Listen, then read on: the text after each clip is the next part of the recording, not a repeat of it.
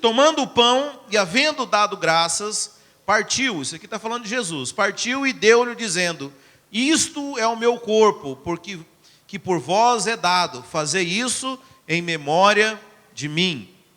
Semelhantemente, tomou o cálice depois da ceia, dizendo: este cálice é o novo testamento no meu sangue, que é derramado por vós. E aí Jesus, isso aqui, se você olhar o contexto ali de Lucas 22, está falando da última ceia.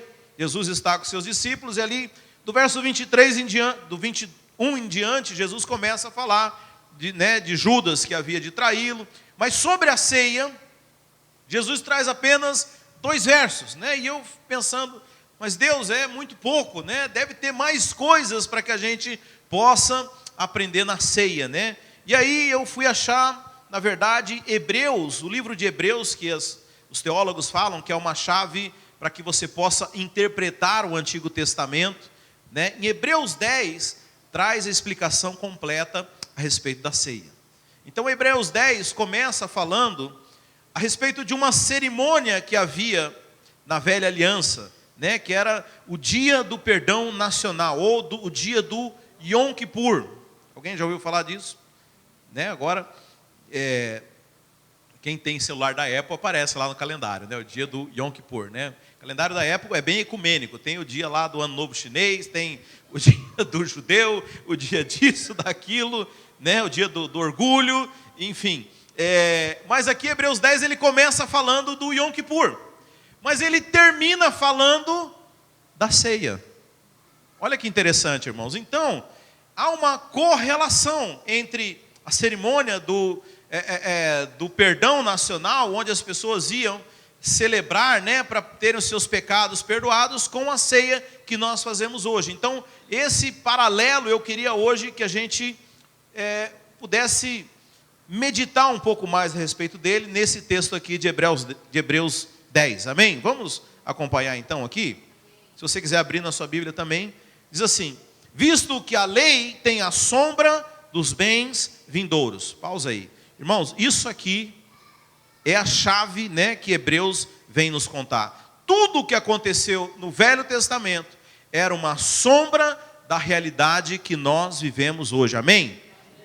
Então, quando eu falo, irmãos, a lei passou, não quer dizer que você não vai mais ler o Velho Testamento, que você não vai mais seguir, mas você tem que entender que a antiga aliança, tudo que está escrito na Bíblia, é uma sombra da realidade dos bens vindouros. Agora, imagina, se eu tenho a realidade aqui, eu tenho o próprio Cristo vivo aqui, eu vou querer ficar olhando para o retrato dele?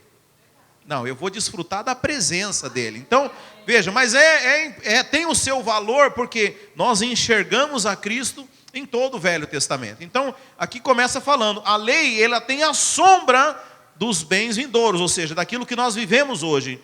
Não a mesma imagem das coisas, nunca pode, pelos mesmos sacrifícios que eles oferecem continuamente de ano em ano, fazer perfeitos aos que se achegam a Deus. Aqui está falando então agora do Yom Kippur, do dia do perdão nacional. Deixa eu só explicar aqui.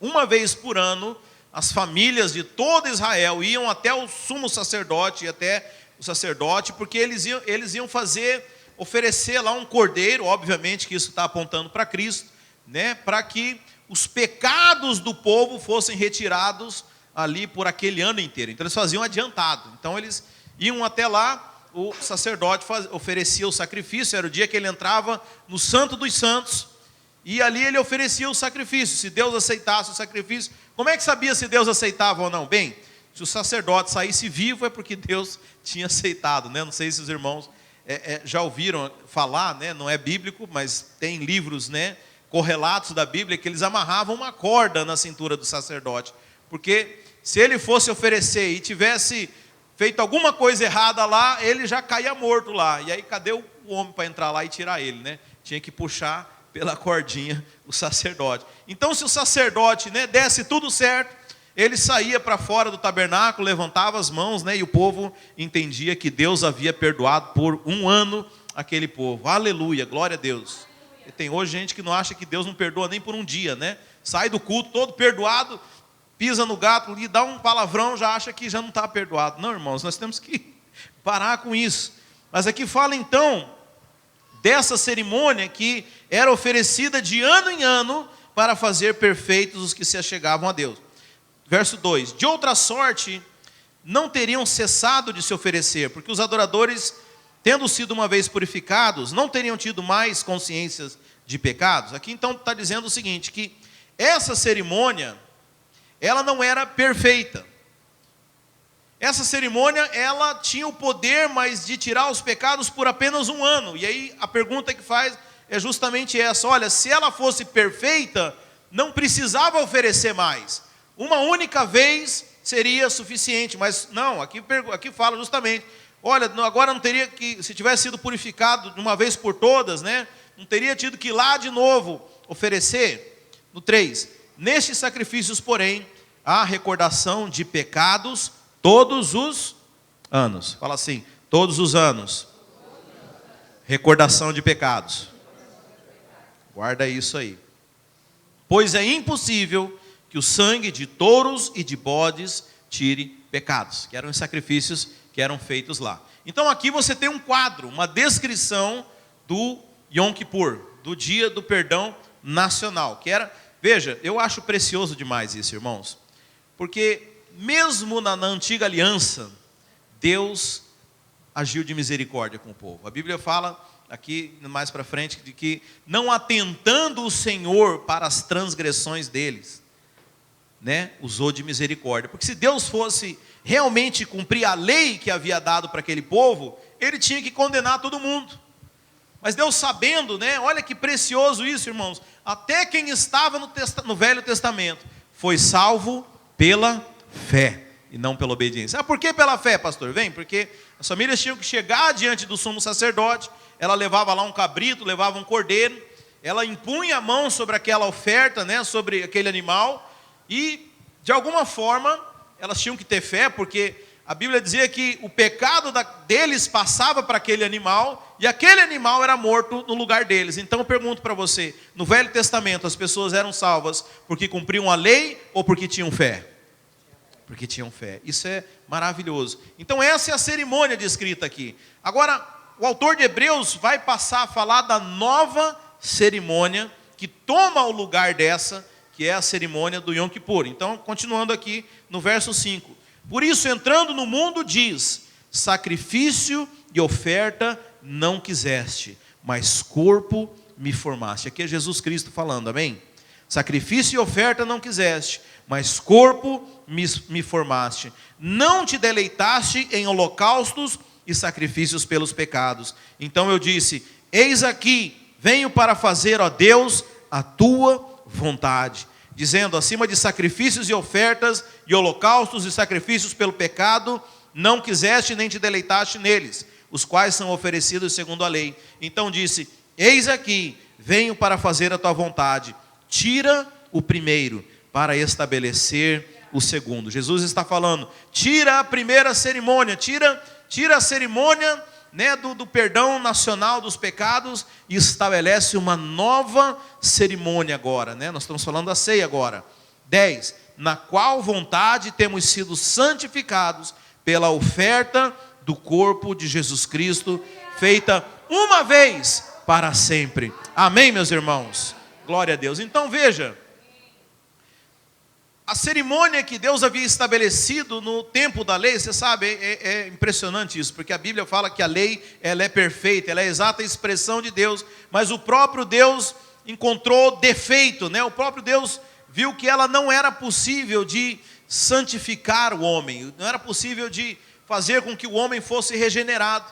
Então Jesus aqui ele fala, olha, o Senhor não se agradou dessa oferta de animais, então remove o primeiro, tira essa cerimônia e estabelece uma nova. Qual que é a nova aliança? Na qual vontade temos sido santificados pela oferta do corpo de Jesus Cristo. Então Jesus Cristo, quando vai ceiar com os seus discípulos, ele fala o quê? Fazei isso em memória de mim. Esse é o meu corpo que é dado por vós. Esse é o cálice de uma nova aliança. Então a ceia, ela vem agora estabelecer a nova, né? Jesus fala, remove o primeiro para estabelecer agora o segundo, ok? Então, os irmãos entenderam até aqui? Aleluia. Então eu queria falar 4 pontos a respeito disso. Eu queria que nós meditássemos a respeito de 4 coisas. A primeira delas, o requisito para participar dessa cerimônia é ter pecado. Eu estou falando do Yom Kippur.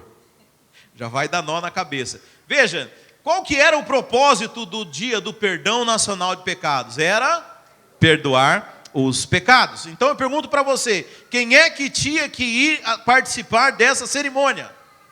É quem tinha pecados, quem entendia que precisava ser perdoado. Então veja, traçando um paralelo entre a antiga cerimônia e a nova cerimônia, eu pergunto para você, quem é que tem que participar da ceia, da aliança, da cerimônia que tomou lugar da antiga? Exatamente, aqueles que têm pecado. Por que eu falo isso, irmãos? Há uma doutrina onde as pessoas falam o seguinte: você para participar da ceia, você não pode ter pecado. É mais ou menos como se eu falasse assim: olha, se você tem pecado, não vá então no dia do perdão nacional. Você não pode receber o perdão se você tem pecado. Não, o perdão é justamente para quem tem pecados. Olha, irmãos, como é tão claro, mas infelizmente a religião vai distorcendo as coisas. Então a ceia do Senhor, tomando o lugar do dia do perdão, ela é justamente para perdoar aqueles que são pecadores. Amém? Aliás, o requisito para tomar a ceia deveria ser justamente esse. Se você acha que você não tem pecado, você não precisa tomar a ceia. Porque a ceia fala do quê? Fala do sacrifício de Jesus pelos pecadores. Se você não tem pecado, você não precisa de Jesus. Jesus morreu em vão, a Bíblia fala isso. Se você acha que você não tem pecado, Jesus morreu em vão por você. Mas veja, se você necessita, se você precisa do perdão de Deus, eu quero dizer que da mesma forma que as pessoas iam buscar o perdão de Deus naquela cerimônia, nós devemos buscar o perdão de Deus celebrando a ceia do Senhor. Amém? Poucos améns. Os irmãos estão com medo? Segundo, o que determina o perdão é a oferta e não o ofertante. Então vamos entender aqui a cerimônia do Yom Kippur. Então, a família, ela chegava, se você já conhece um pouco mais de Bíblia, sabe que ela tinha que levar um cordeiro sem defeito nenhum, um cordeiro, cordeiro novo, um novilho, e chegar até ali diante do sacerdote. E aí, o que o sacerdote fazia? Olha que interessante. O sacerdote nem perguntava o pecado da família. O sacerdote ia examinar o cordeiro. Os irmãos estão entendendo? Quando Deus vai nos perdoar, Ele não quer saber da sua condição. Ele quer examinar o quê? A sua oferta de remissão. Deus vai examinar o cordeiro que nós estamos levando diante dele. Não tem nada a ver comigo e com você. Então veja, da mesma forma que o sacerdote olhava para o cordeiro e não para o pecador, Deus olha para o cordeiro, Deus não olha para o pecador. Eu quero dizer, se você chegar com o cordeiro correto diante de Deus, você vai ser aceito, amém? Aliás, isso é maravilhoso, irmãos, porque você não vai chegar, você já chegou. A Bíblia fala que Deus aceitou a Jesus como propiciação pelos nossos pecados. Então, não é algo em aberto, será que Deus vai aceitar ou não? A ressurreição de Cristo é a certeza de que a oferta foi aceita. Porque a oferta foi aceita, nós fomos aceitos, amém?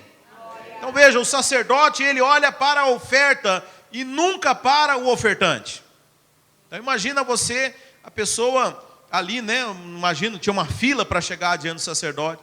A pessoa fala, mas eu pequei, eu fiz isso, será que eu vou receber perdão? Não tinha esse tipo de dúvida. A única dúvida que alguém poderia ter é o quê? Será que o sacerdote vai aceitar esse cordeiro que eu estou trazendo aqui?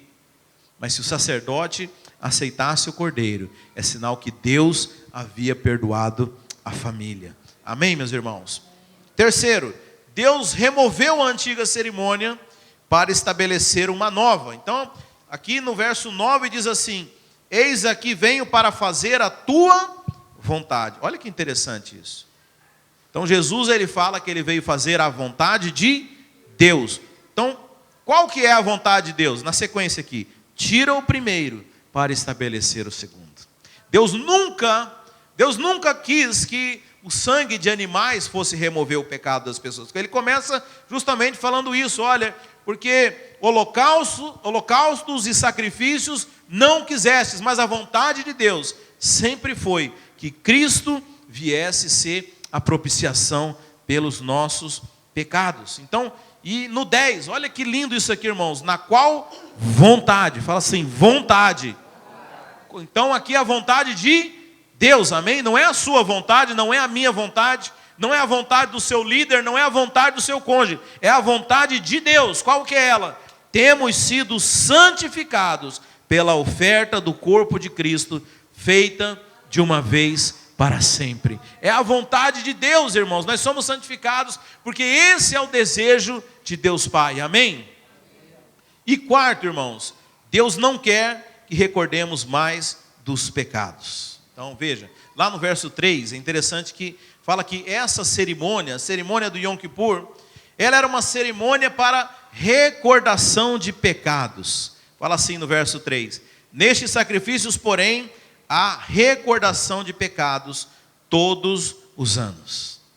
Então, é inevitável a gente fazer um paralelo com a ceia, né? Porque da mesma forma que eu falei, né, que muitos lugares as pessoas ensinam que para tomar a ceia você não pode ter pecado. Nesses mesmos lugares a ceia é um lugar assim terrível, porque é o dia que as pessoas lembram de pecados, né? Eu já vou falar de um texto que o apóstolo Paulo diz assim: examine o homem-se a si mesmo, né? Quem já ouviu falar desse texto? Então as pessoas chegavam no dia da ceia pensando o quê? Nos pecados. E de fato a cerimônia antiga era o quê? Era o dia de recordação de pecados. Mas Jesus, ele fala algo aqui, irmãos: fazei isso em memória de mim. Em memória de mim. Ou seja, na antiga cerimônia você lembrava de pecados, mas na nova aliança você lembra do perdão dos seus pecados através de Jesus Cristo. Sabe quantas pessoas têm se esquecido daquilo que Cristo fez? Quantas pessoas têm ignorado, né? Hoje na nova aliança nós não estamos aqui para acusar, nem para lembrar de pecados, mas se há algo que precisa ser lembrado, é que nós fomos perdoados, é o sacrifício de Cristo por nós, irmãos. E veja, na antiga aliança era uma vez por ano que eles lembravam dos pecados, mas na nova aliança Jesus fala: todas as vezes que vocês tomarem desse cálice, lembrem-se de mim, lembrem daquilo que eu fiz por vocês, lembrem que vocês estão perdoados, porque o pecado Deus pode lembrar um dia, mas o perdão é lembrado todos os dias. Eu gosto de Isaías 61:2, que fala: Deus me ungiu para pregoar as boas novas e tal. E no verso 2 ele fala assim: pregar do ano aceitável do Senhor e do dia da sua vingança. O dia da ira do Senhor é um dia só, mas o ano aceitável é o ano inteiro. Deus é bom, irmãos. Então, quando era pecado, era para lembrar uma vez por ano, irmãos.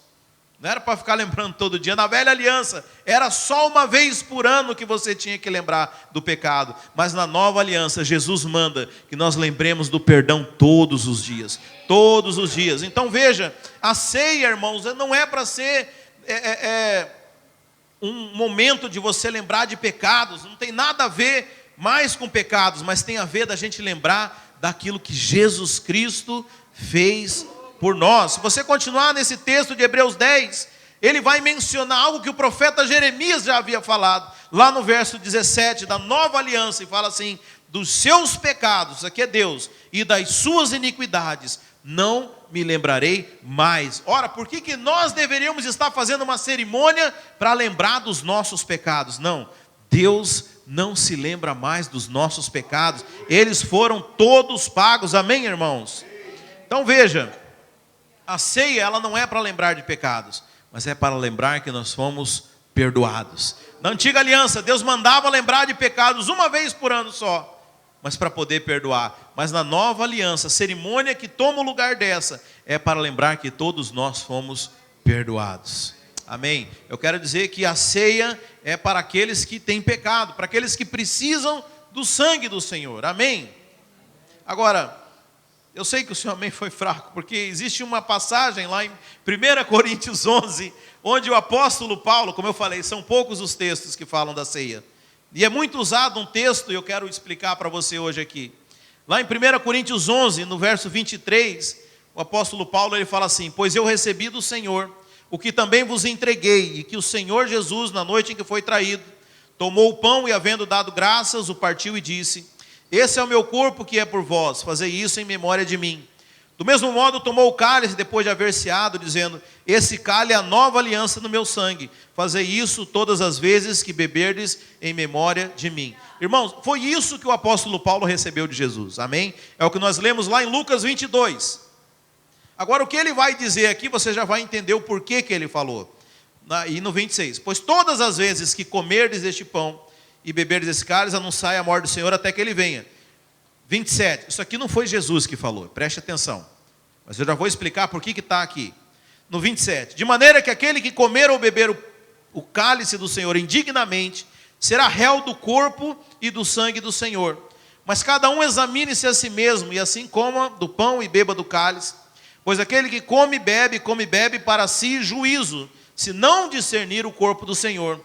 Pois esta razão há entre vós muitos fracos e doentes, e não poucos já dormem. Amém? Amém não, né? Agora é misericórdia. Então eu falei até no culto passado aqui, irmãos, né? Que rola até um tipo de ameaça de morte no culto, né? Tipo, olha, se você estiver em pecado e tomar desse cálice, você vai morrer. Não, eu queria explicar esse texto para vocês, né? E é interessante que Paulo, ele menciona a ceia de Cristo, né? Mas ele acrescenta. Por que ele acrescenta? A resposta está nos 3 versos anteriores desse texto que nós acabamos de ler. Então eu queria ler os 3 anteriores. Eu li de propósito a partir do 23, mas eu queria ler a partir do 20, amém? Os irmãos conseguem me acompanhar? Está complicado? Amém. Então olha o que ele fala em 1 Coríntios capítulo 11, no 20. Quando vos reunis no mesmo lugar, não é possível comer a ceia do Senhor. Porque cada um no comer, toma de antemão sua própria ceia. Um tem fome e o outro está embriagado. Aqueles que falam que o cálice era suco de uva, isso aqui é um milagre, porque eu nunca vi ninguém embriagar com suco de uva. 22. Porventura não tendes casas onde podeis comer e beber, ou menosprezais a igreja de Deus, e envergonhais aos que não têm? Que vos direi? Louvar-vos-ei? Nisto não vos louvo. E aí ele vai para o verso 23. Pois eu recebi do Senhor o que também vos entreguei, que Jesus na noite em que foi traído, tomou o pão, havendo dado graças, e aí, por fim. Então veja, o apóstolo Paulo aqui, ele está fazendo uma exortação para essa igreja de Corinto. Tá? O que estava acontecendo lá, irmãos? Na hora da ceia. Então, vamos entender aqui, por que Paulo fala essas coisas? No verso 20, 21 e 22, o apóstolo Paulo explica qual que era o problema que estava acontecendo nessa igreja. Qual que era? Os caras, ia lá no 21, porque cada um no comer toma de antemão a sua própria ceia. Ou seja, não era isso aqui, né? Não era só uma tacinha, não era só um pãozinho, era de fato uma refeição que eles faziam. E aí chegavam os caras esfomeados, né? Porque Paulo falou, vocês não têm comida em casa, né? Os caras chegavam e tomavam, ia se avançando, se atracando, né? Os irmãos já viram aqueles, quando tem aniversário da cidade, tem aquele bolo de quilômetros, que sai o povo desesperado para comer. Eu imagino que era uma cena mais ou menos como essa. E aí os caras iam lá e comia demais, e outros, quando chegavam outros para tomar a ceia, não tinha mais ceia, né? Fala que toma de antemão sua própria ceia. Um tem fome, o outro está embriagado. Ou seja, enquanto um não tinha nada para comer, porque já tinham comido tudo, o outro tinha comido demais. O outro tinha ficado embriagado. Então, a advertência do apóstolo Paulo, qual que era? Os caras tinham feito uma bagunça a respeito da ceia. E aqui ele começa a ensinar o que é a ceia. Por quê? Esses irmãos não tinham entendido o que era a ceia. Aí ele fala, pois eu recebi do Senhor e também vos entreguei, que o Senhor Jesus, né? Aí ele fala, de havendo dado graças, partiu o pão, do mesmo modo tomou o cálice, pois todas as vezes que comeres deste pão, anunciais a morte do Senhor, até que ele venha. Então Paulo, ele está lembrando o significado da ceia. Agora, o que ele fala no 27? Agora já é Paulo novamente repreendendo aqueles irmãos de Coríntios. De maneira que aquele que comer do pão, beber do cálice do Senhor indignamente, será réu do corpo e do sangue do Senhor. Por que indignamente? Porque eles estavam fazendo aquilo que ele mencionou no verso 20, 21 e 22. Eles estavam simplesmente achando que era um banquete, que eles podiam comer, era simplesmente comer e beber até se embriagar. Eles não tinham discernido o significado da ceia. Amém, irmãos? Por isso que ele precisa repetir o que ele já havia ensinado, que o cálice representa o sangue, que o pão representa o corpo do Senhor Jesus. Então ele fala isso, de maneira que aquele que come, ou bebe indignamente. Agora, outra coisa também, que muitos entendem errado, irmãos, essa palavra indignamente. Indignamente, se ainda minha memória não falha, é um advérbio de modo. É a maneira como você faz as coisas. Amém? Não está falando se você é digno ou se você não é digno. Se você for por esse lado, você pode ver o apóstolo João, quando ele tem a visão do Apocalipse. Ele fala que havia um livro, que é o livro da vida nas mãos do Senhor, e que ninguém era digno de tomar aquele livro da mão do Senhor. Ou seja, nenhum de nós é digno se não fosse por causa do sacrifício de Jesus. Mas se Jesus derramou o sangue, todos nós nos tornamos agora dignos. Então não tem nada a ver comigo ou com você. Não tem como metade aqui ser digno e metade não ser digno. Mas apesar de salvo, você pode fazer indignamente. Amém? Fala assim, indignamente. Então como que é fazer indignamente? É a maneira de você fazer.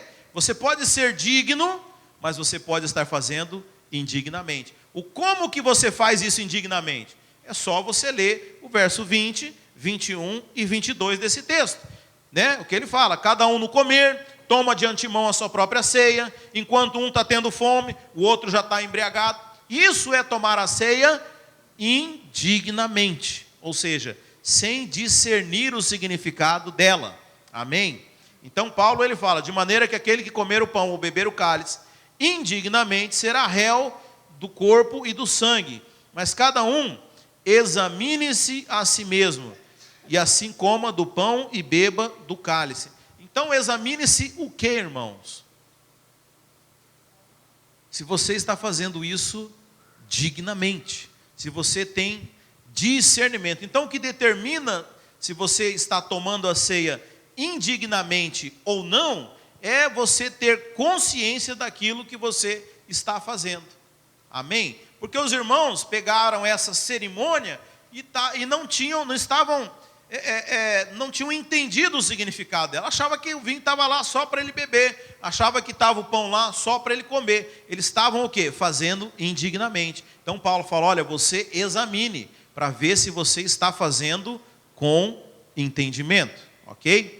Ah, pastor, mas ainda tem uma ameaça de morte aqui, 29, pois aquele que come e bebe para si juízo, se não discernir, se não discernir o corpo do Senhor. Por essa razão há entre vós muitos fracos e adoentados, e não poucos dormem. Dormir é a forma bonita do crente morrer, Você sabe, na Bíblia, no Novo Testamento, quando fala que um crente morreu, ele nunca usa a palavra morrer, porque nós não morremos mais, nós simplesmente dormimos, amém? Você dorme, mas você não morre mais. E aí eu vou dar de graça para você já uma revelação. Quando fala que Ananias e Safira morreram, é porque eles não eram crentes. Porque todas as vezes que um crente morre, a palavra de Deus não usa o termo morrer, fala dormir. Então provavelmente eles não eram crentes, estavam ali no meio da igreja. A Bíblia fala que eles mentiram para o Espírito Santo e eles morreram, porque eles não eram crentes. Amém? Nada a ver com o que eu estou falando, Por essa razão, irmãos, então, qual razão, irmãos? Por tomar a ceia de forma indignamente. Há muitos entre vós, fracos e adoentados, e não poucos que já morreram. Ora, então está aí, pastor, quem fizer isso aqui indignamente, vai ficar fraco, vai ficar doente e vai morrer. Não é isso? Não, absolutamente, irmãos. Deixa eu explicar para você uma coisa. Naquela época não havia medicina. Qual que era a medicina? Todo o judaísmo, ele era em torno da palavra de Deus. Se você olhar a lei de Levíticos, né? Ali tem muitas leis sanitárias, ali fala de cura, né? E quando alguém, por exemplo, o próprio Jesus, quando curou, por exemplo, o cego, quando curou o leproso, ele falou o quê? Vai até o sacerdote e ele vai te declarar limpo. Por que não vai até o médico? Porque não tinha médico. O médico era o sacerdote. Então a pessoa, ela era curada pela palavra de Deus. A palavra de Deus era medicina. Lá em Salmo, quando fala que a palavra de Deus, ela é cura para nós, você pode acreditar nisso, irmãos, que a palavra de Deus, ela cura a nossa vida. Então veja, não tinha remédio, não tinha hospital, não tinha médico, né? Nós estamos falando isso aqui no tempo de Cristo, né? A gente quer ler às vezes a Bíblia com a nossa cabeça hoje. Então a única maneira de alguém se curar era como? Através da palavra de Deus. Então Paulo diz o seguinte: olha, porque vocês não tiveram discernimento do significado disso aqui, muitos de vós estão doentes. Mas não está doente porque tomou a ceia indignamente. Não ficou doente porque tomou indignamente. Você não foi curado porque você não entendeu o que é a ceia. Se você entendesse o significado disso, se você fosse olhar o profeta Isaías que falou, né? Pelas suas pisaduras nós somos sarados. Cristo levou as nossas enfermidades. Todas as vezes que você tomasse a ceia do Senhor, você ia estar trazendo cura para si mesmo. É isso que o apóstolo está falando. Olha, porque vocês não discerniram o que significa a ceia, por isso que vocês ainda estão doentes, por isso que tiveram pessoas que morreram, porque se tivessem discernido e feito da forma correta, teriam sido curadas, porque elas teriam entendido o significado da ceia do Senhor. Amém, irmãos? Então quando a Bíblia fala examine o homem a si mesmo, veja, não está falando de pecado. O próprio Deus fez uma aliança conosco e disse o quê? Dos seus pecados jamais me lembrarei. A ceia é para lembrar do perdão. Na antiga aliança, o Yom Kippur era para lembrar dos pecados. Mas Deus falou assim, qual que era a vontade de Deus? Remove o primeiro, estabelece o segundo. O primeiro lembrava de pecados, o segundo lembra do perdão. Então veja, ceia não é dia de você olhar para os seus pecados. Ceia é dia de você olhar para Jesus. Jesus falou, fazei isso em memória de mim. Em memória de mim. Irmãos, não lembre dos seus pecados. Lembre do perdão que o Senhor Jesus concedeu para você. Aleluia.